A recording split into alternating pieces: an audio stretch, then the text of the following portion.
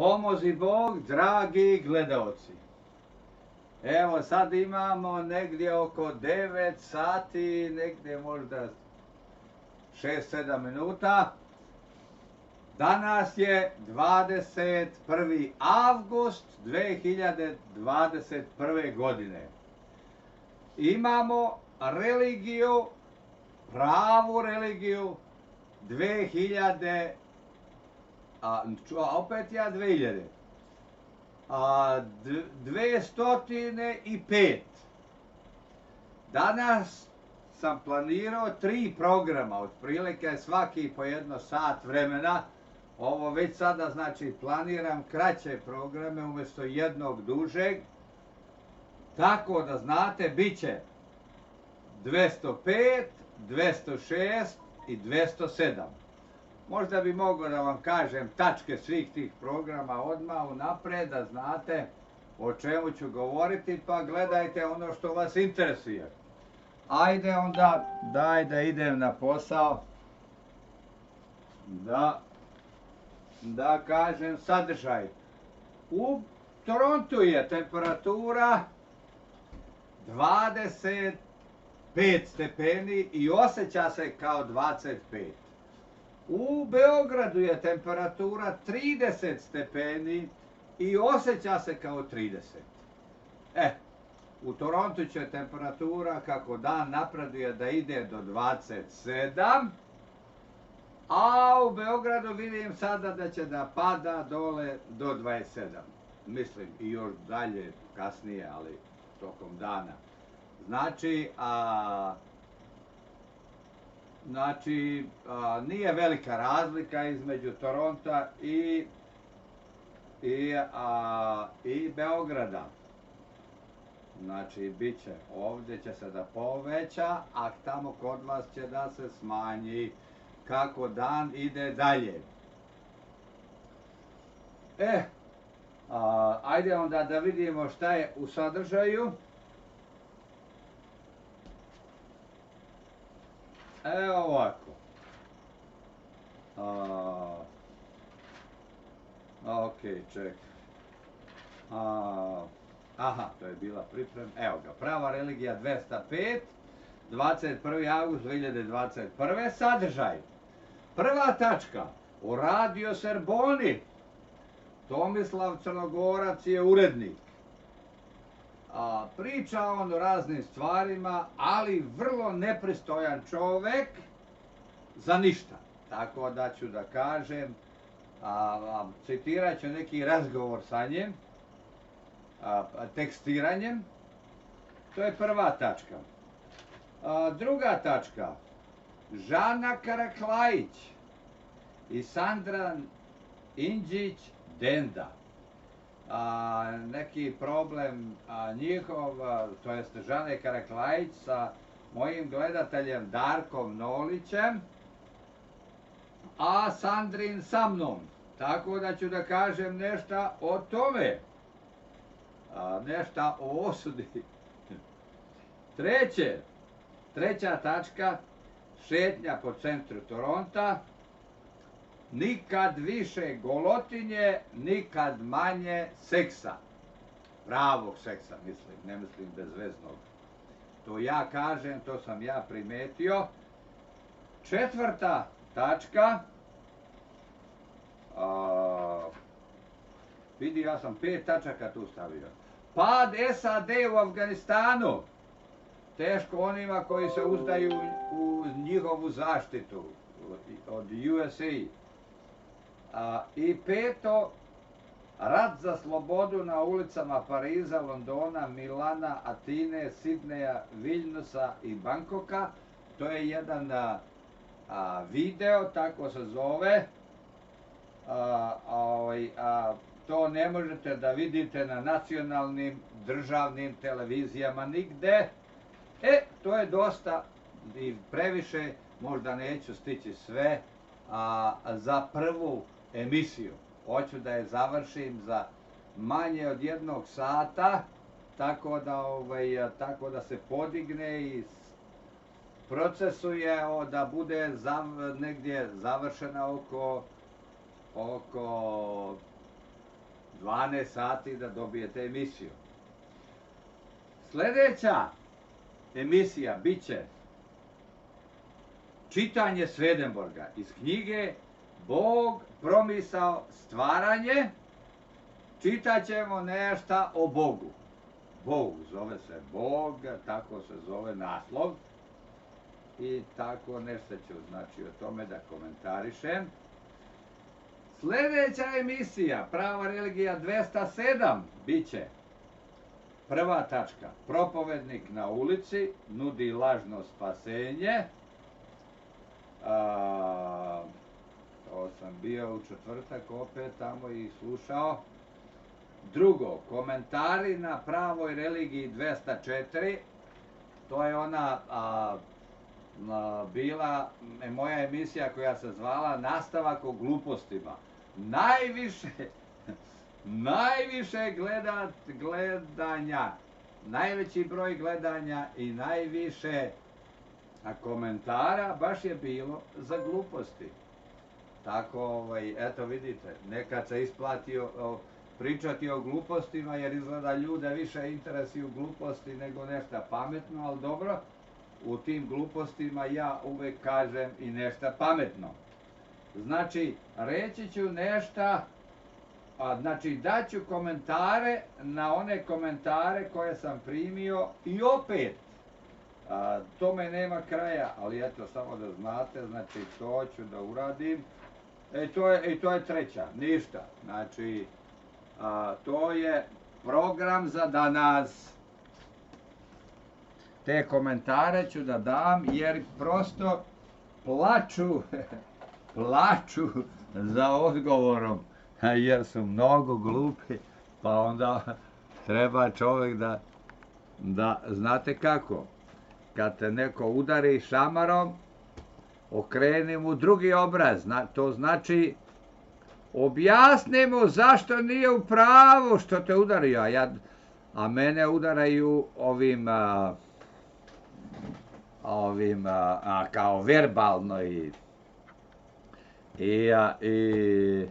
duhovno, pa moram znači da objasnim ljudima, to je moje okretanje drugog obraza, drugim rečima, druge tačke gledišta, druge istine, ako je to njihovo uopšte ikakva istina. Sada, znači, evo ovdje, čekaj, nešto podešavam ovdje da se vidi dobro. Mi treba malo da me hladi bolje. Izgleda da je dobro. Toplo je, znači, danas i danas nema sakoa, nema ništa. Previše je toplo. Ajmo, znači, Bože ti pomozi, na posao, da odgovaramo i da kažemo sve ove tačke. Znači, idemo na prvu tačku koja se zove, ajmo opet nazad na 205. emisiju. Evo ovako. Radio Srbona, evo da vidite kakav sam ja imao razgovor, valjda sa urednikom. Urednik, ovako, vi znate da sam vam ja prošli put rekao, prošle subote, kogod neće da prima moje emisije, da me blokira. Ne želim da šaljem ikome emisije ko ne gleda ili koga ne interesuje uopšte ono o čemu ja pričam ili ko misli da ja nisam u pravu, znači rekao sam blokirajte me. Međutim, ove nedelje, pošto sam imao 4 emisije, pa sam onda slao nekim ljudima neke emisije, nekima sam slao, nekima nisam, negdje sam poslao, negdje nisam, ali ovome Crnjakoviću Radio Srboni sam poslao. I evo od njega, vidite njegove reakcije, kaže, pali bre, šta si se navrzo? Zamisli, meni da kaže pali, kaže Božijem proroku pali, koji donosi znanje sa neba. Zamislite te drskosti, a srećemo se opet, ako Bog da, pa ćemo da vidimo pred Gospodom. I šta se navrzo? Zamislite kako je to podcenjivački izraz kad se neko navrze, a ja se uopšte ne navrzujem. Ja kažem, ko neće da primi, please, block me. Znači, blokirajte me i gotovo. Završili ste posao sa jednim potezom. Nađete moje ime i blok. Gotovo. Gde se ja navrzavam? Gde sam vam lepo zamolio prošli put da to uradite. A ja kažem, blokiraj me, budalo.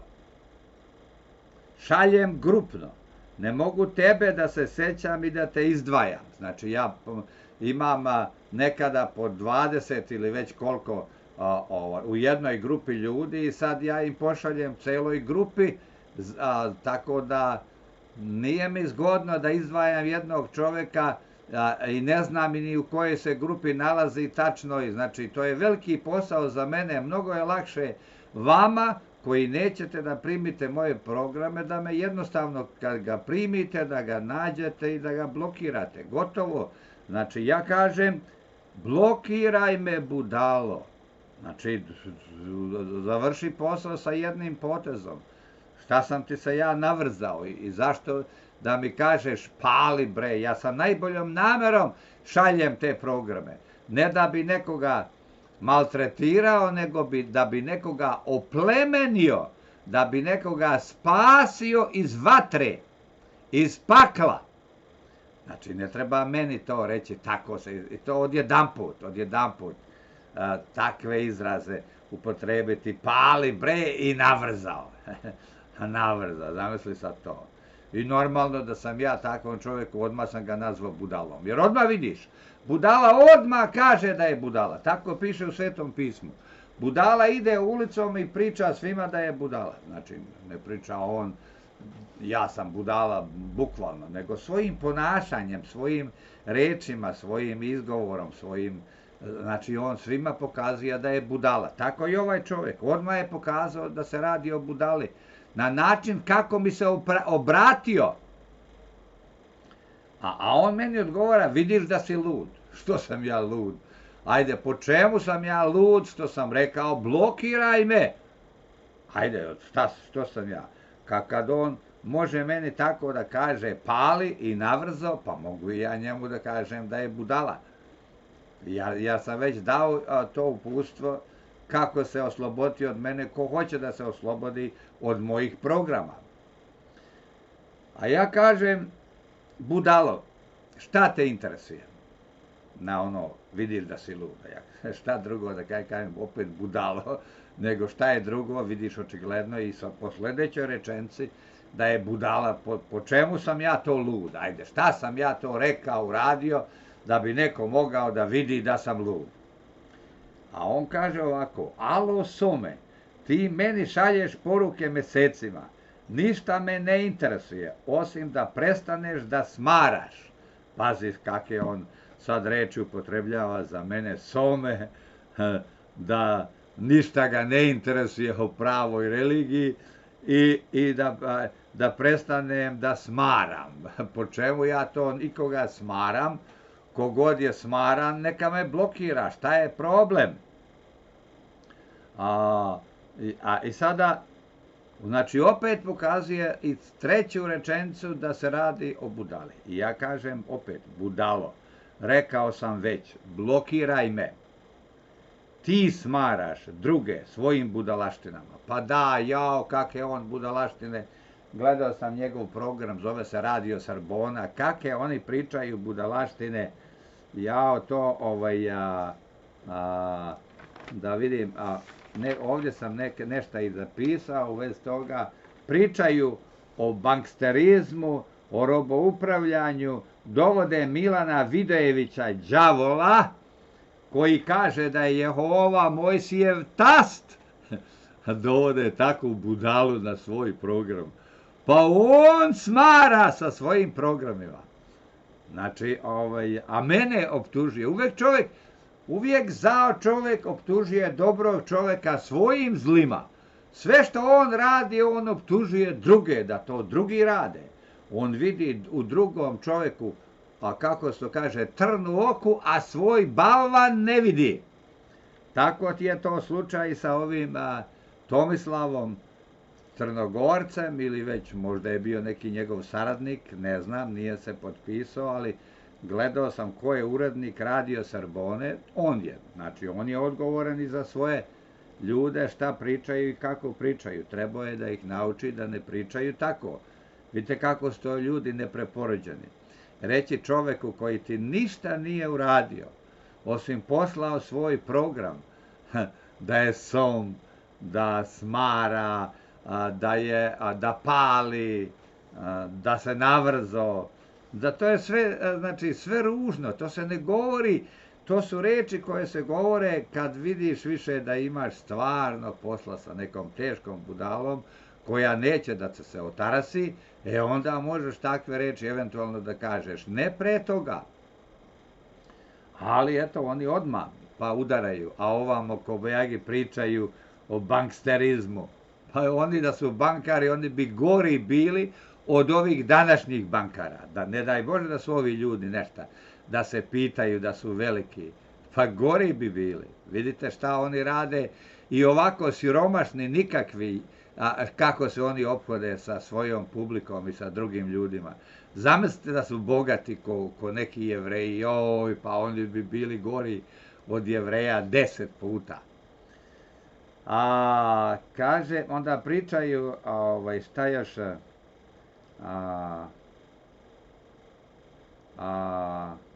pa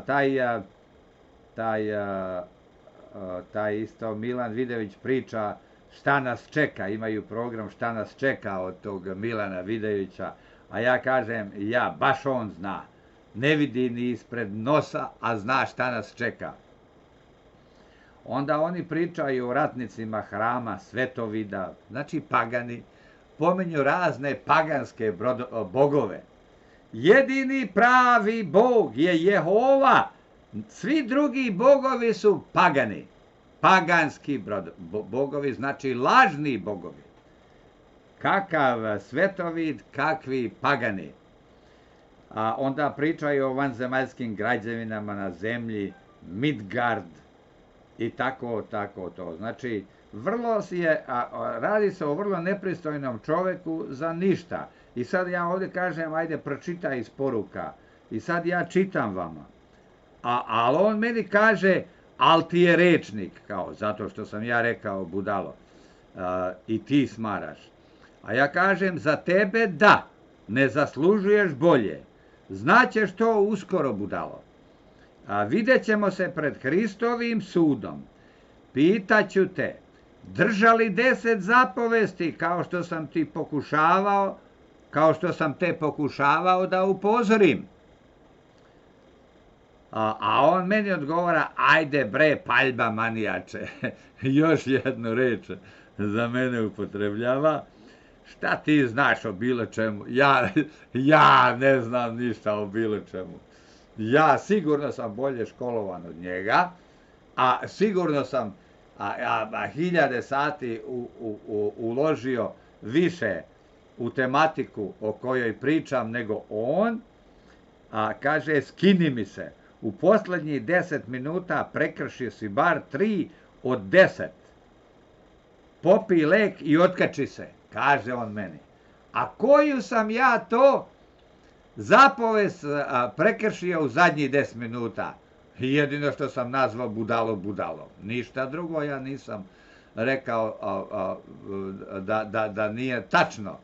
A vi znate šta ja vama govorim. Kad je Gospod zvao ljude zmijama i budalama i zmijskim porodom, pa ja isto. Ja sam vam rekao, lopatu treba nazvati lopatom. Budalu treba nazvati budalom. Znači, nema tu nikakav greh. Meni je to očigledno da se radi o budali. To ja odmah vidim. A ja kažem budalo. Ja ponavljam, ja hoću da utvrdim da sam siguran, znači ponavljam mu da se radi o budali. Znači, budalo, da te pitam da nabrojiš zapovesti, verovatno ne bi znao. Pa ja kažem verovatno, ja sam blag, siguran sam da ih ne zna ni 3, a kamoli više, ali ja kažem ne bi znao Kobajagi da nabroji svih 10. Ma kakvi 10? Daj Bože da zna 3.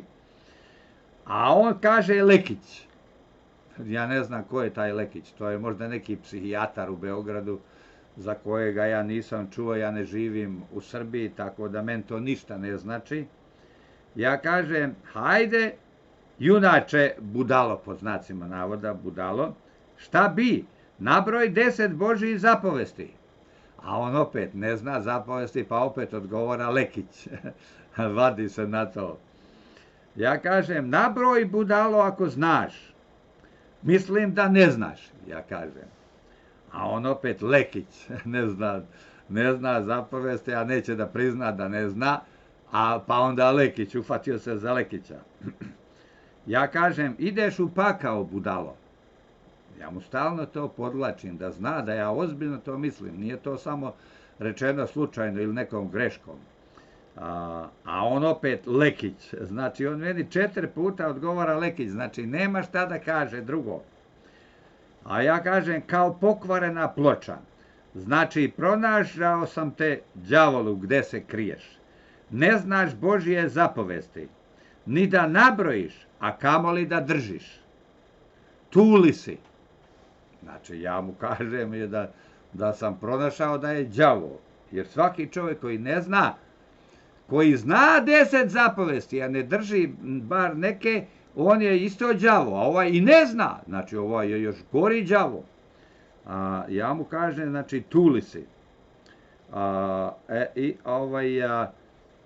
konačno odgovorio posle 4 puta Lekić, jer sam mu ja rekao kao zvuči kao pokvarena ploča, pa ga to dotaklo, neće da bude kao pokvarena ploča, sad mi Kobajagi odgovara nešta. I sada evo šta odgovora, kaže, koji si ti zgubidan? On upotrebljava neke starosrpske reči, jer on govori o toj tematici, to je kao zgubidan. Ko danas govori zgubidan?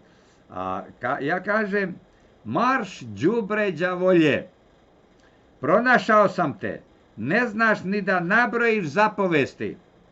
Ti ćeš da budeš ne zgubidan, već izgubljen. To jest pogubljen. No, rekao sam ne. Ti ćeš da budeš ne zgubidan, već zgubljen. To nije izgubljen, nego zgubljen. Ne zgubidan, nego zgubljen. To jest pogubljen. Da mi se više ne javljaš, inače ću ja tebe da blokiram. Kad ti nećeš mene, kao što sam te već uputio, da me blokiraš. Sa đavolima nemam posla. Ćao. Sad on malo dolazi pameti i kaže, pokušao sam da budem pristojan. Slušak. Ne zna da se kaže slušah, nego slušak. A ja ovdje kažem, rekoh, dalje ti kuća.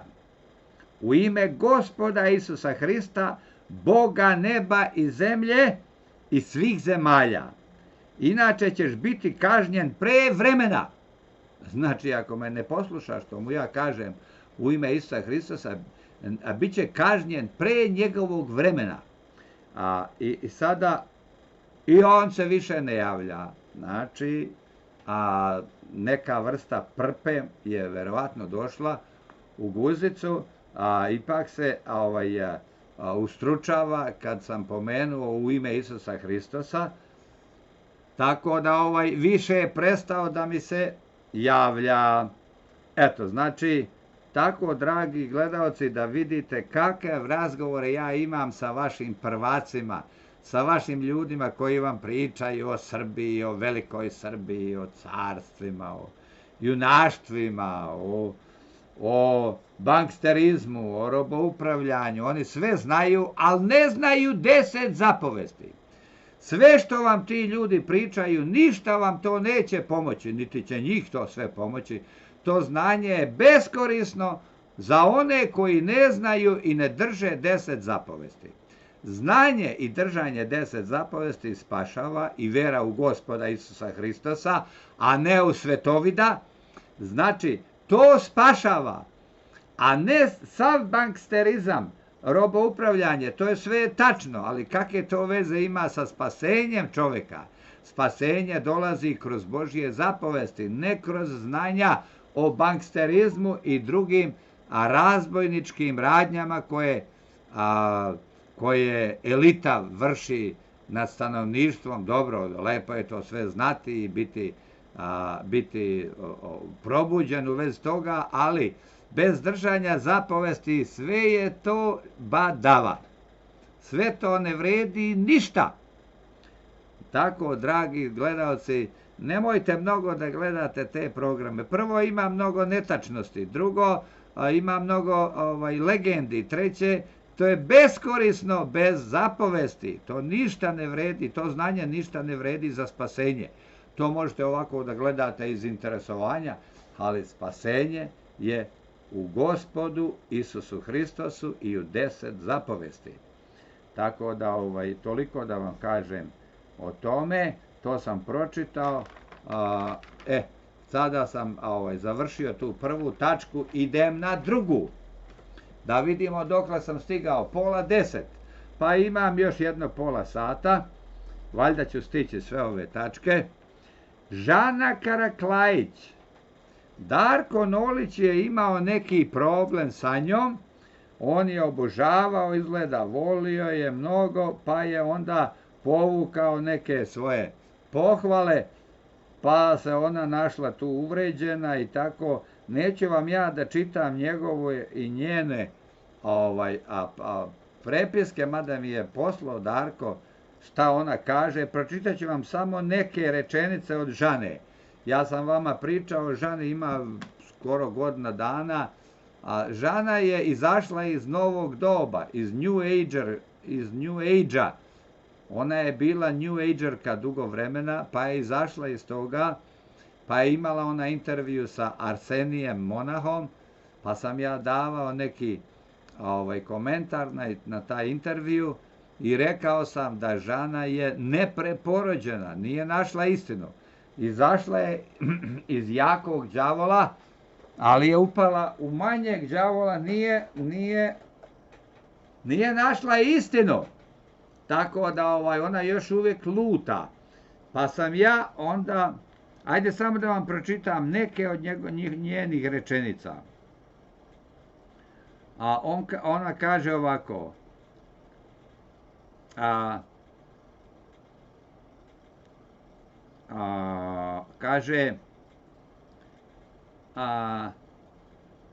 Kaže, nisam ničija svojina. To ne valja reći. Mi smo svojina Gospoda Isusa Hristosa. Čovjek koji je preporođen nikad neće reći nisam ničija svojina. Prvo, svojina smo Gospodnja. Naš život nije naš život. Naš život nam se daje. Mi moramo da znamo to. Prema tome, mi smo njegova svojina. Bez njega ne bi bili ni živi. Znači, to je vrlo ružno reći. Oduvek, velikim slovima oduvek, živim kako hoću i radim ono što hoću. Tako samo grešnik govori. Ljudi Božji nikad se tako ne izražavaju. Znači, odmah vidiš da se radi o nepreporođenoj osobi. Oduvek živim kako hoću i radim ono što hoću. Znači, ne može se da živi kako hoćeš i da radiš šta hoćeš ako si Božji.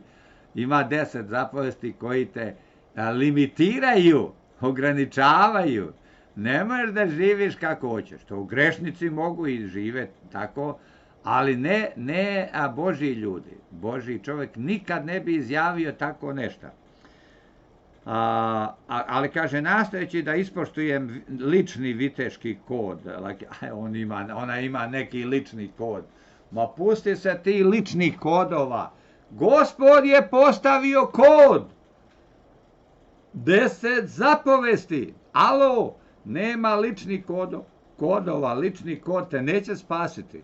Samo Božji kod spašava, ne lični. Svako od nas ima različite ideje šta je grešno, šta nije grešno, pa mi lično mnoge stvari ne smatramo grešnim, a one su i tekako grešne. Tako, znači, lični kod je subjektivan, nije objektivan. Ne može se oslanjati na lične kodove, nego na Božji kod koji je ispravan 100%, jedini ispravan.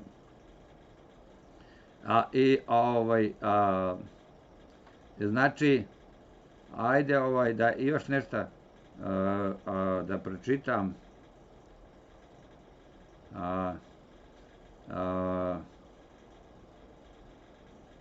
Nešto još. Kaže, meru dobrog ukusa nikada nisam prešla, barem prema nekim mojim aršinima. Pa normalno, prema svojim aršinima. Pa niko i grešnik ne prelazi meru dobrog ukusa po njegovom aršinu. Onaj što je mafijaš, on ima svoje aršine i ti ako ne platiš pare koje ti oni traže, on te ubije. On ne vidi ništa loše u tome. To je njegov aršin. To je njihov aršin. Znači, šta ima? Znači, ona to prema nekim mojim aršinima. Prestanite da me svojatate. Ovaj život živim zbog sebe i za sebe. Eto, budale, to reći. Pa to ne treba reći sve da je tako istina. To verovatno nije istina. I ona ima nekoga za koga verovatno i ona živi, ali to ne treba reći i da je sve istina. To je ružno reći. Čuj šta kaže. Prestanite da me ovaj život živim zbog sebe i za sebe. Nije tačno, to ne valja. Znači ide 100% u pakao. Mi ne živimo radi sebe i samo zbog sebe, nego živimo i za druge, živimo i za Boga. Pa ko da ja svoj život živim za sebe, pa ko da ja sada vama pričam radi sebe, pa meni ne treba ova priča. Ja ove priče koje vama pričam, ja ih već znam. Ja ovo pričam i radim radi vas. Ja sam se digao opet jutros posle 3-4 sata spavanja, ne zato što sam radi sebe ja bi spavao još 4 sata dok se dobro ne naspavam. Ja sam se digao ranije i ne ispavan radi vas, ne radi sebe. Tako da, jer niko meni neće dati ni 10 evra, ne očekujem bar ni od koga da će da da, znači ne radim to radi toga, ne radim ovo iz neke lične koristi. Znači ovo se radi vas, znači ja živim svoj život, bar deo moga života za vas, za nekoga drugoga i normalno za Boga. Ali ona kaže, ovaj život živim zbog sebe i za sebe. Pa to samo velika grešnica može tako da kaže. To vam je Žana Karaklajić, za koju sam odmah video da nije preporođena i da nikad nije našla istinu. Znači, ona samo ovim potvrđuje ono što sam vam ja rekao odmah. Ja vidim odmah. Duhovan čovjek, pa znate što znači ekspert. On odmah vidi sve u vezi duhovnih stvari. Odmah mu se istine prikazuju. Isto kao dobar doktor. On kad te vidi, kad mu ulaziš u ordinaciju, on već zna šta je s tobom. Čim mu kažeš još prvu, drugu rečenicu, on već zna preko 90% o čemu se radi. Znači ti možeš samo još neke detalje da mu dopuniš, ali on te već video, ako je dobar doktor. Tako da, tako i ja. Vidim odmah, a ona sad dokazuje ono što sam ja video pre godinu dana. Znači, dobro, znači da ne pričam više o njoj, nego radilo se o tome da je ima sada mnogo komentara i svi podržavaju Žanu, zato što ona okupila društvo slično sebi, pa oni svi misle kao i ona i podržavaju je da živi radi sebe i samo radi sebe. Tako, sad ja se idem, završavam, pokazuju joj kako treba da pokaže nogu golu, kratku suknju i neka Alenka Malik obavezno sljedeći puta stavi čilice. Ja ne znam šta je to čilice, kostrijet. Iako znam da te boli tuki za ovakve pacijente. Oni zovu ovoga Darka Nolića pacijentom, a ne znam šta je čilice, valjda to su one neke ženski ukrasi na nogama, jer pokazana je slika takva i suknja kratka, događa praktično, i tako ona je učita, Alenka neka Malik, kaže da to radi i kaže, iako znam da te boli tuki za ovakve, šta je to tuki, ne znam, to je neki izrazi novi, nepoznati meni, ali to je ružno reći da te boli nešto za nekoga, znači nemaš nikakva osjećanja, ni saosjećanja, ni sažaljenja za ljude, samo zato što je čovjek jednu stvar rekao da ne valja, pa ja puštam onoga Pedra i onoga klovna da pričaju stotine stvari, pa još nisam rekao da me boli tuki za njih. A ovi odmah odbacuju Darka, a Darko je jedan divan momak. I tako, Darko Nolić. Kaže, onaka Jelena Stefanović kaže, takvih imam na kanalu u komentarima koje brišem koliko hoćeš. Bravo za odgovor. Druga budala je i čestita. I ona briše te komentare, što god joj se ne sviđa, ta Jelena Stefanović briše. A sad dolazi moj komentar na toj stranici. Ja kažem, Žana, gledaj moje emisije. Prava religija, pod znacima navoda. Emisije koje se zovu Prava religija. Na kanalu Darling Dragan Balotić. Pa me pozovi ili na razgovor, intervju, ili na postavljanje pitanja. Znači, postavljanje pitanja meni najvjerovatnije, jer ja sam stručnjak, ekspert za tu stvar. Ja sam razlupao sve vaše stručnjake i pokazao da ne znaju ništa. Pa bit će ti na veliku korist razgovor sa mnom. To je živa istina, to sam lepo rekao. Nema šta da ja ispravljam se ovdje. I onda sam stavio svoj telefon, internacionalni, i kažem, javi se na Messengeru, Viberu ili slično, znači ili nekoj sličnoj aplikaciji drugoj. I sada Sandra Indžić Denda, valjda ona je novinarka. Gledao sam posle njen onaj profil da vidim o kome se radi, izgleda da je novinarka. Kaže ona mene ovako, odgovor na moju poruku, kaže, fanatizam je najopasniji za svaku dušu, jer uvek mu je osuda pratilac. Što je izgovorila mudrost veliku. Sada da vam kažem nešto u vezi toga. Ajde, da vam kažem, pošto ljudi govore o osudi i neće niko da ih osuđuje, ajde da vam kažem šta je osuda i da li ne treba osuđivati. Ajde, idem prvo u Mateja, Evanđelje po Mateju, 7. glava, 1. stih. Evo ovako, gdje je? 7. Evo ovako, piše. Evo zašto se hvataju take budale. Kaže ovako, ne sudite da se vama ne sudi. Znači, ja bi mogao tu da stanem, jer ali neću, još ću malo da pročitam, ali na to se oni hvataju, da je Hristos rekao, ne sudite. Rekao je, ali kome je rekao i na šta se misli, to treba razumeti, a ne samo pročitati bukvalno. Jer će vam se suditi sudom kojim vi sudite i merit će vam se merom kojom vi merite. Pa normalno, kakav si bio, onakav će prema tebi biti život, to je Bog, kakav si ti bio prema drugima. To je tako. Ali ne zaboravite, ovdje Gospod govori grešnicima ne sudite. Ne svojim ljudima, ne svojim učenicima, nego grešnicima. Zašto vidiš trun u oku brata svoga, a brvna u oku svome ne primećuješ. Vidite da se radi o grešnicima, jer samo grešnik ima brvno u oku, a znači ne radi se o dobrim ljudima, nego o lošim ljudima koji imaju brvno. Zašto vidiš trun u oku brata svoga, a brvno u oku svome ne primećuješ? Ili kako možeš reći bratu svome, stani da ti izvadim trun iz oka tvoga, ti koji imaš brvno u oku svome. Licemere, Gospod zove te ljude licemerima. Očigledno se ne radi o njegovim vernicima.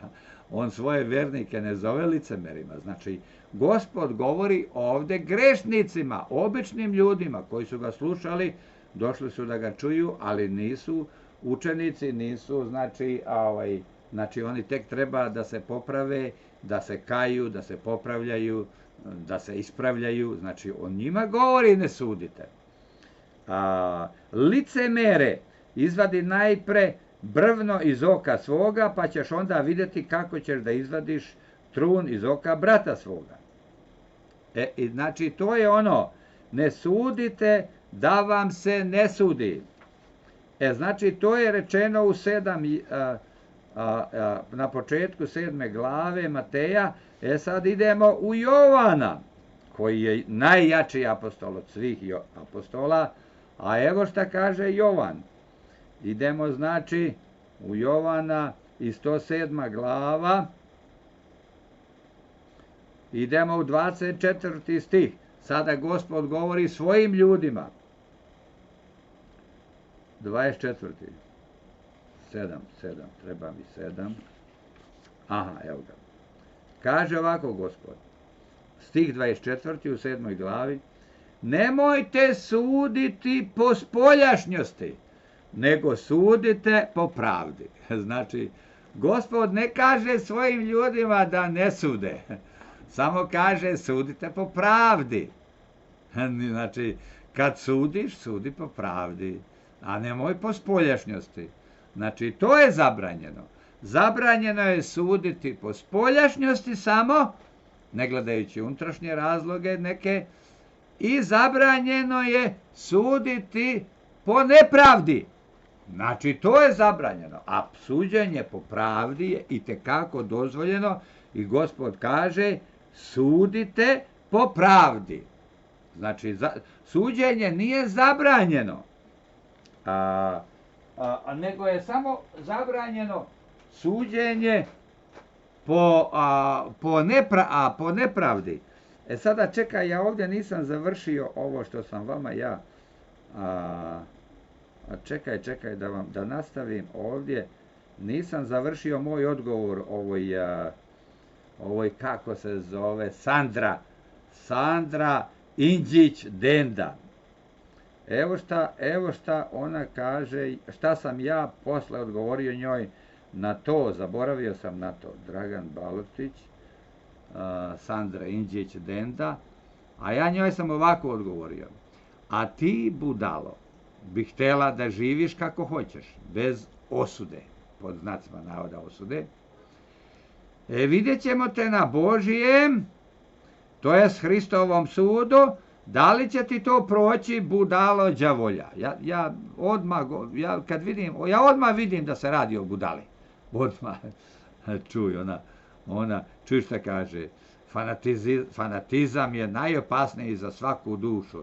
Ona zove Darka Nolića fanatikom, zato što je upozorio, valjda se odevala nešto, pokazivala neke skupocene tašne, ne znam tačno o čemu se radi, nisam se u to upuštao, ali on je jadnik nešto prigovorio i odmah ga ona okarakterisala kao fanatika. A ja joj kažem, znači odmah vidiš da se radi o budali, a ti, budalo, bi htjela da živiš kako hoćeš, bez osude. Vidjet ćemo te na Božijem, to je s Hristovom sudu, da li će ti to proći, budalo đavolja, pa normalno, đavolja budala. Jer svaki čovjek koji je budala je đavolja budala uglavnom, nije obična. Jel bi htjela da se ne osudi sve ono što 10 Božjih zapovesti osuđuju? Da ne osudimo krađu, laganje, brakolomstvo, ubistva, nemoralno ponašanje i onda 3 tačke, da ne nabrajam dalje sve 10 zapovesti, samo kao primer pominjem 5 stvari. Hoćeš malo da živiš bez osude, dok se tebi ne desi, dok neko ne ukrade od tebe, dok neko ne slomi tvoj brak, a u zagradi ja pišem daj Bože da ga ti imaš. Ja mislim da takva žena i nema brak, ali iako i ga ima, to je vjerojatno nešto što ne funkcioniše, ali znači to sam ja rekao, ja mislim da ona i nema brak. Vidim, slika se samo sa 2 kćerke, nigdje muža nema, vidi se i po tome da nema braka, ali vidim i po njenom stavu koji ima da takva žena ne može da ima muža. Tako da vidimo da li će ti ta ludačka ideja proći, ja kažem, na sudu Božijem. A ti da gledaš moje nebeske programe, prava religija, pod mojim imenom, i da se učiš pameti, inače sa tom sadašnjom pameti nećeš dogurati dalje od pakla. Eto, opet sam fin prema njoj, kažem i njoj, gledaj moje programe, znači ne odbacujem je, ja samo joj ukazujem na njeno nerazumevanje stvari, ali vidiš da je upućujem je da dođe sebi kroz moje programe, koji su nebeski programi, jer ja vama dajem nebeske istine, prave nebeske istine, ne one što drugi propovednici kao oni propoveda istinu, ono nije istina, ali ja vam govorim stvarno nebeske stvari. Tako da i ja kažem dalje i da mi se javiš u komentarima ili privatno na Messengeru ili slično. Znači da mi se javiš, jesi li razumila šta sam ti rekao, jesi li naučila nešto iz mojih videa, znači u komentarima, javi se u komentarima pod mojim videom, slobodno reci šta misliš, slobodno reci ovaj čovjek ne zna ništa, ovaj čovjek priča gluposti, znači javi mi se u komentarima ispod mojih videa, pa reci dža ili bu, reci ili da sam dobar ili da ne valjam, nemam ja ništa protiv, imaš slobodu, ali pogledaj me. Tako da, eto, tako sam završio sa Sandrom Indžić Dendom. I tako, znači, završena je i ta tačka. Sad će blizu sat. 3. tačka, šetnja po centru Toronta. Rekao sam, nikad više golotinje, nikad manje u zagradi pravog seksa, a i običnog, i slabog. To sačuvaj Bože. Žene sve golotinja, sve se, nema one suknjice do ispod gaćica, nekad se vide i gaćice, svi nose kratko, svi pokazuju guzicu, noge, međunožje, sve se vidi, nose ono tight, kako se kaže, usko, tako da praktično vidiš seksualni organ kroz pola milimetra tkanine. Tako da sačuvaj Bože. Ja kažem, a znam da nemaju dobar seks niko od njih, jer ko se tako ponaša ne može da ima dobar seks, jer zadovoljstvo u seksu dolazi isto od Boga i od istina i pravilnog života. Mnogo veće zadovoljstvo imaju žene koje se oblače pristojno nego žene koje se oblače nepristojno. Ja vam to garantujem. Ove žene koje se tako oblače, one se ne sećaju kad su zadnji put imale orgazam u seksu. Većina njih, da ne kažem sve, tu ima verovatno ponekad i neki izuzetak, ima gde se radi o stvarno jednom velikom neznanju, tako da Bog ipak njih drugačije gleda, pa im daje i neko zadovoljstvo ipak, ali ne baš veliko. Tako da što je god čovjek pristojniji, što je god čovjek bolji, što je god čovjek bolje obučen, kad kažem čovjek mislim i na ženu, naročito na ženu, to sve ima bolji seks, to sve ima više seksa, i to seksa koji proizvodi rezultate, da se i deca rađaju. Vidite, ne rađaju se deca. Ima seksa koliko hoćete, ali nevaljalog. Bez orgazama, bez zadovoljstva, bez dece rođene. To je neplodno. Znači, treba imati i plodove seksa. Šta je glavna svrha seksa? Rađanje novih pokolenja, rađanje novih ljudi za Boga, rađanje duša za Boga. To nema. Evo koliki je, evo nema ni u Srbiji. Evo, imate više ljudi umire nego što se rađa. Koliki vam je po jednom bračnom paru, ja ne znam nešto, 1,7, ne znam, nije ni 2 deteta. Da je 2 deteta, jedva bi se obnovili, da je sa istim brojem stanovništva, ma ni 2 nemate, znači padate dole. Svake godine vas je manje, eto ti vašeg seksa. Jadan je to seks, koji niti ima zadovoljstva, a to što većina žena znaju o čemu ja pričam, niti imaju zadovoljstva nekog naročitog, a ako ikakvog, za većinu je to jedna obaveza. Muž i žena imaju seks jednom mesečno u proseku, ja mislim, tako da nema ni zadovoljstva ni dece. To je sve jadno. A golotinja do gaćica.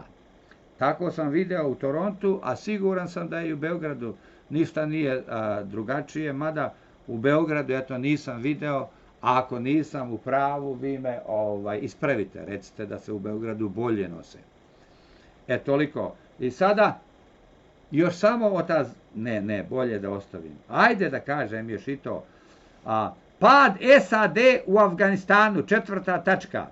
Teško onima koji se uzdaju u zaštitu Amerike. Vidjeli ste sada ko je Amerika. Vidjeli ste ljude kako trče za avionima, kako se hvataju za stepenice pod krilima.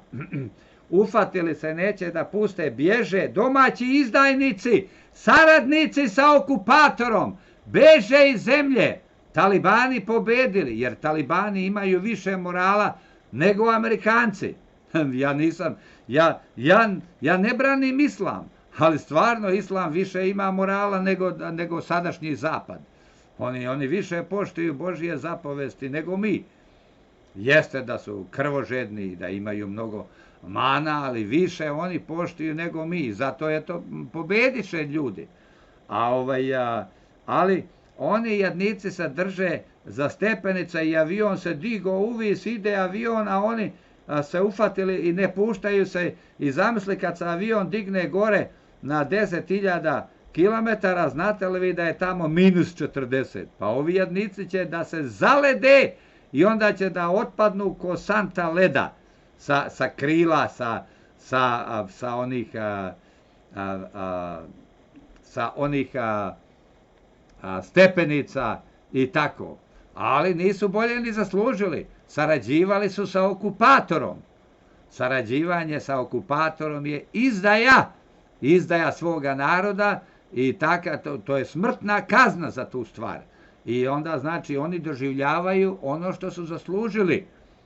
Tako da eto vidjeli ste te snimke verovatno i vi, to nigdje ne možete, htio sam da kažem nešto drugo. Onda $2000 košta karta ko hoće da uđe u avion, a u avionu stavili 800 ljudi ko stoku nagurali, i 2000 karta, a zamisli čovjek koji ima 5 dece, a muslimani obično imaju i više, i sad 5 plus otac i majka, to je 7 puta 2000, to je $14.000 američkih.